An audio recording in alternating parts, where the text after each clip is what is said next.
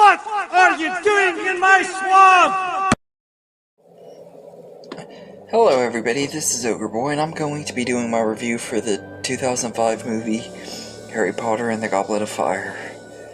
So, in this movie, Harry is at his 4th year at Hogwarts, and this year he gets his name pulled out of the Goblet of Fire, meaning he has to compete in the Triwizard Tournament, a special little tournament thing between 3 wizarding schools, and whoever wins gets eternal glory.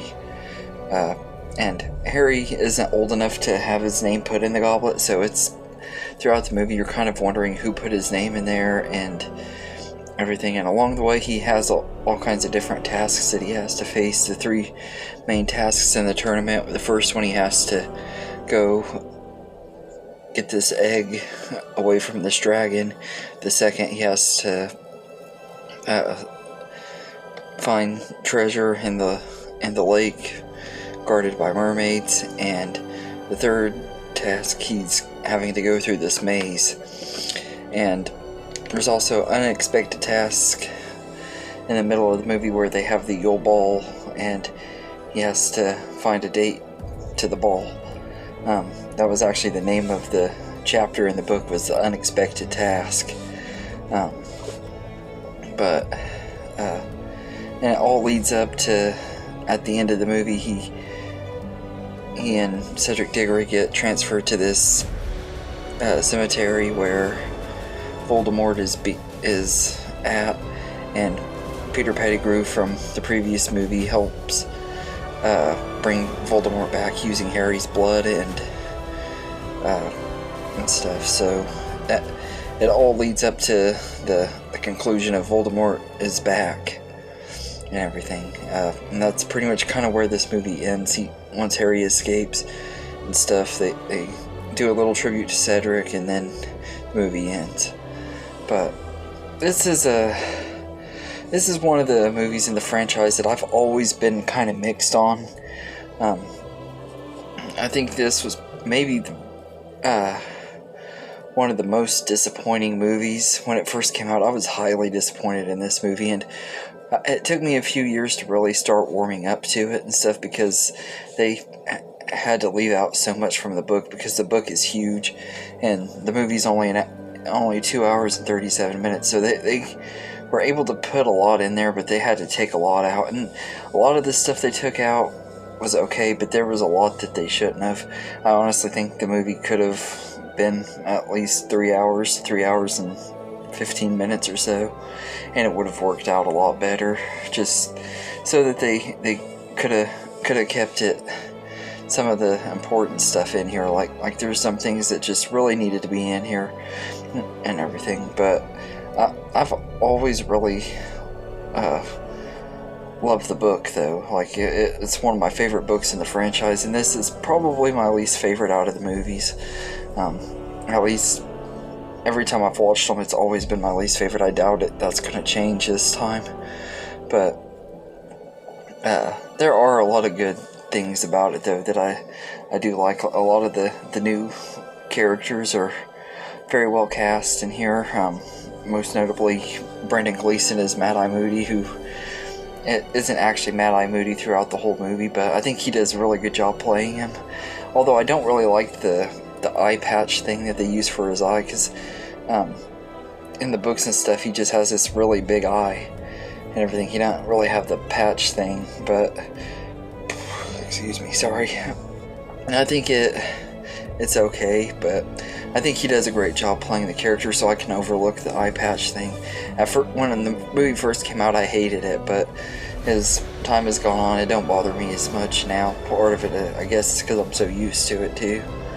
But Brendan Gleeson just does a really great job playing him, and then you have the Victor Crumb and Fleur Delacour and Cedric Diggory, the 3 other champions in the Triwizard Tournament. They're all played really good. I don't know the actor and actress's name that play Victor Crumb and Fleur Delacour, but they're both really good in their roles. And Robert Pattinson, pre-Twilight, plays plays Cedric. And something that I noticed tonight that I think is kind of humorous now is Ralph Fiennes, who plays Voldemort in this movie, orders Pettigrew to kill Cedric, played by Robert Pattinson. And in the Lego Batman movie, Ralph Fiennes did the voice of Alfred, the butler, and Robert Pattinson is fixing to play Batman. So, in other words, Alfred told Pettigrew to kill Batman. I think that was kind of funny. And speaking of Ralph Fiennes, I think he is excellent as Voldemort. He didn't really have a lot of screen time here, but the little bit of screen time he's in here, he's really intimidating and stuff. Although I'm not gonna sit here and lie and act like Voldemort's one of the most intimidating villains, even though I think he's a good villain and everything. He's doesn't really do a lot in this franchise, really. If you really think about in the movies, he doesn't really do a lot. He's more of a looming, dreadful presence throughout the movies, but he doesn't really do a lot in these last few movies and everything, which I'll talk more about those as they go along. But this one was a really good introduction to him. I think he did a really great job. And the makeup effects, I think, is where he looks the best. Especially that first scene when you see him breathing in and you can like see his skin is almost see-through and stuff. It's really, really gross looking, but it's also awesome. And the makeup effects on him just look really great, and they really did a good job with that. And that graveyard scene, it always gives me chills every time I watch it. It actually is the highlight of the movie. Like, every time I watch it, that's the one part of the movie that I always love. And there's a lot of other parts in here that I like too. I love the Yule Ball scene and stuff. I've always liked that scene a lot, and I love the song that plays in it, which you don't get to hear the full version. Like all the people are rocking out to and stuff, and there's a deleted scene where you can hear the full song, and Professor Flitwick is getting crowd surfing and stuff. It's really, really fun little deleted scene and stuff, but I really like that one.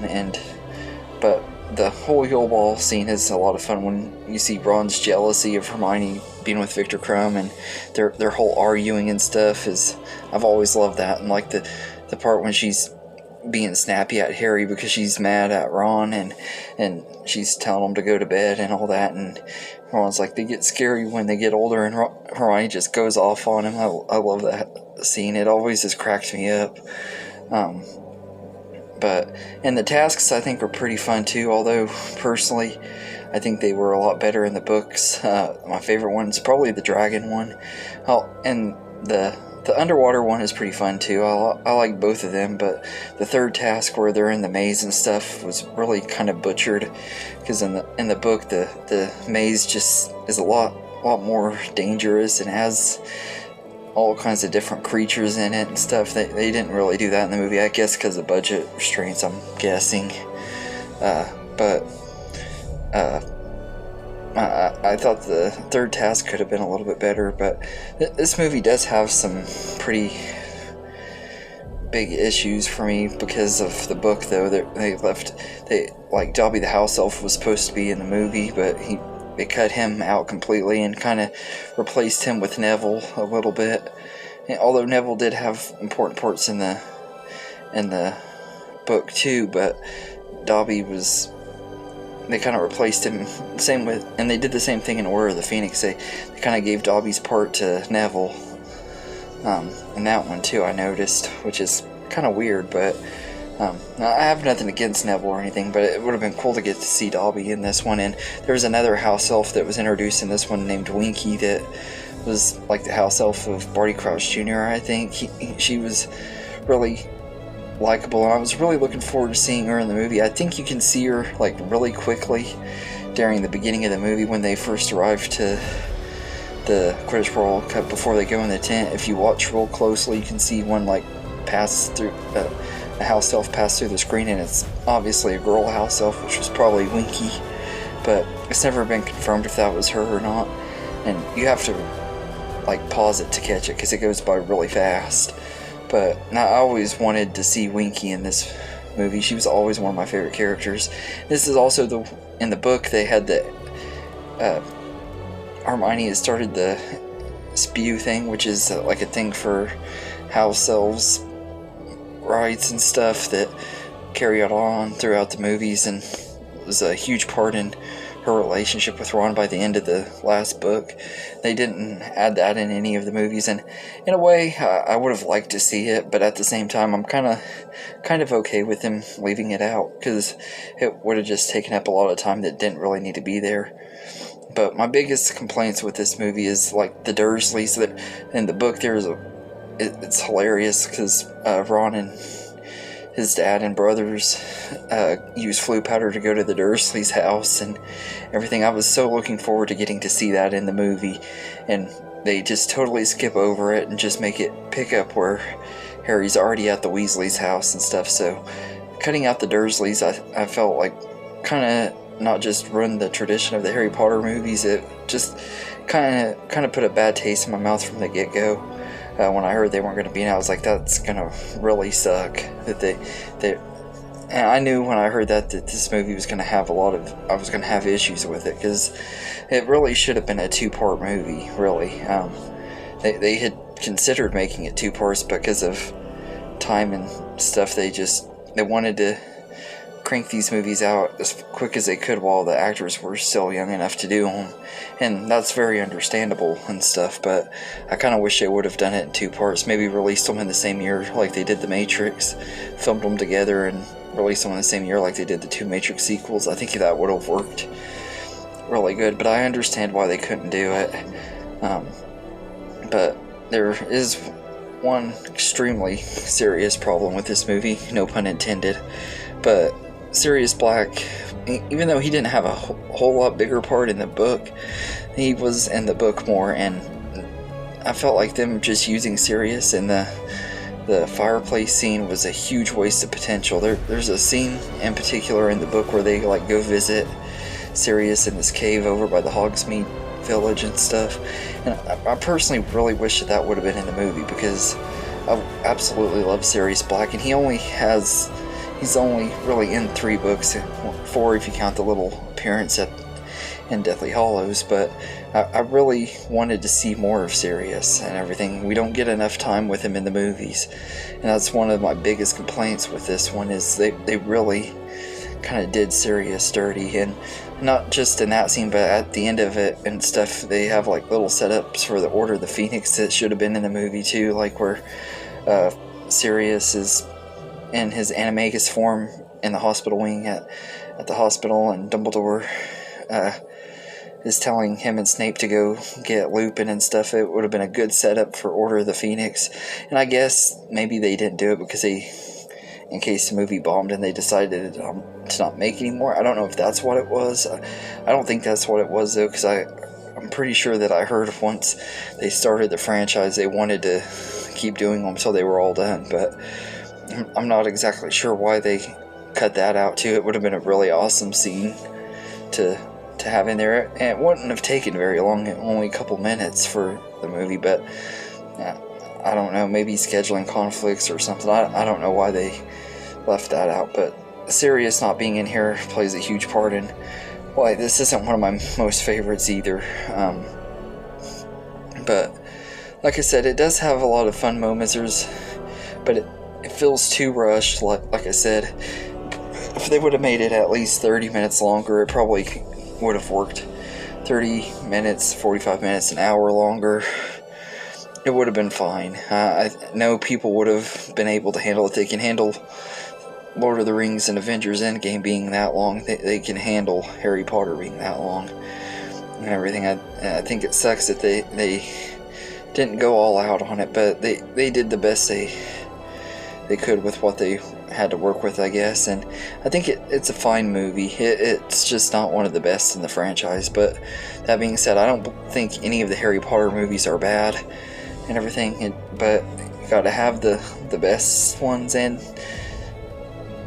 as with any franchise, you also got the worst ones, and this one to me is one of the worst, if not the worst one. I think every time I've ranked movies before, it's always been at the bottom, just because it had so much potential and everything. But on its own is just a movie. If I watch it without thinking about the book, I can enjoy it a lot more. But it's really hard to do that. Watch the movie and not think about all the potential that this movie had and everything. But it still, like I said, it's good enough.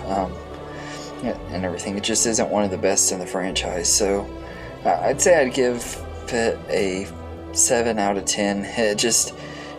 The magic of the first 3 just aren't as present in this one. This one has that dreary atmosphere throughout the whole movie, which is kind of nice but at the same time it also just kind of makes it a little more depressing and stuff too, because like Harry and Ron are fighting throughout the movie, and then Ron starts fighting with Hermione, and Ron isn't very nice in this one, which he wasn't in the book either. I didn't really like Ron in